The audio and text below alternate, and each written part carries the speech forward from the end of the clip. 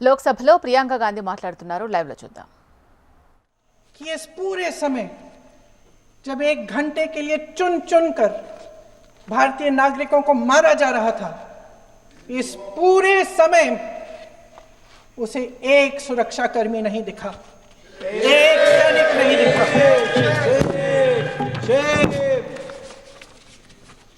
शुभम की पत्नी ने कहा, कोट, मैंने अपनी दुनिया को खत्म होते हुए देखा, अपनी आंखों के सामने एक सिक्योरिटी गार्ड नहीं था।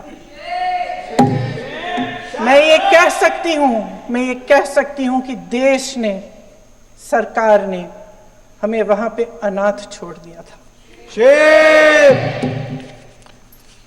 सिक्योरिटी क्यों नहीं थी वहां पे एक सैनिक क्यों नहीं दिखा? क्या सरकार को मालूम नहीं था कि यहां रोज 1000 से 1500 पर्यटक जाते हैं? क्या सरकार को मालूम नहीं था कि यहाँ के पहुंचने के लिए जंगल के रास्ते से जाना पड़ता है? अगर कुछ हो जाएगा तो लोग वहां से निकल नहीं पाएंगे। एक चिकित्सा का इंतजाम नहीं था, फर्स्ट एड का इंतजाम नहीं था, कोई इंतजाम नहीं था, ना सुरक्षा का ना फर्स्ट एड का। इन लोगों को भगवान भरोसे छोड़ दिया गया।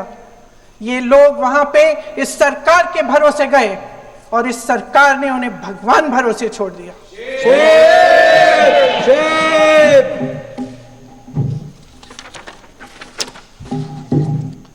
मैं पूछना चाहती हूं, ये किसकी जिम्मेदारी थी? इस देश के नागरिकों की सुरक्षा की जिम्मेदारी किसकी है? क्या इस देश के प्रधानमंत्री की नहीं है? क्या इस देश के गृह मंत्री की नहीं है? क्या इस देश के रक्षा मंत्री की नहीं है?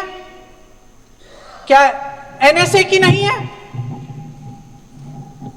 अध्यक्ष महोदय, पहलगाम हमले से सिर्फ 2 हफ्ते पहले हमारे गृह मंत्री महोदय जी कश्मीर गए थे। किस लिए गए थे? जो सुरक्षा की व्यवस्था है इसको देखने के लिए गए थे, इसको रिव्यू करने के लिए गए थे। और उन्होंने वहां कहा कि आतंकवाद पर विजय प्राप्त हुई है। ये 2 हफ्ते पहले है। 3 महीने बाद JNK के गवर्नर साहब एक आम इंटरव्यू में ऐसे ही चलते चलते कह देते हैं कि हाँ, बैसारन वैली में बहुत लापरवाही हुई और इसके लिए मैं जिम्मेदारी लेता हूं। ऐसे ही चलते चलते, और वो बात होती है, खत्म भी वहां होती है और वहीं खत्म हो जाती है। उनसे जिम्मेदारी ली भी नहीं जाती, कोई सवाल नहीं उठाता, कोई जवाब नहीं देता। अध्यक्ष महोदय, उस हमले की जिम्मेदारी एक आतंकवादी गुट जिसका नाम TRF है थोड़े दिनों बाद लेती है। कौन है ये TRF? 2019 में ये गुट बना। 2020 में इसने कश्मीर में आतंकवाद का काम शुरू कर दिया।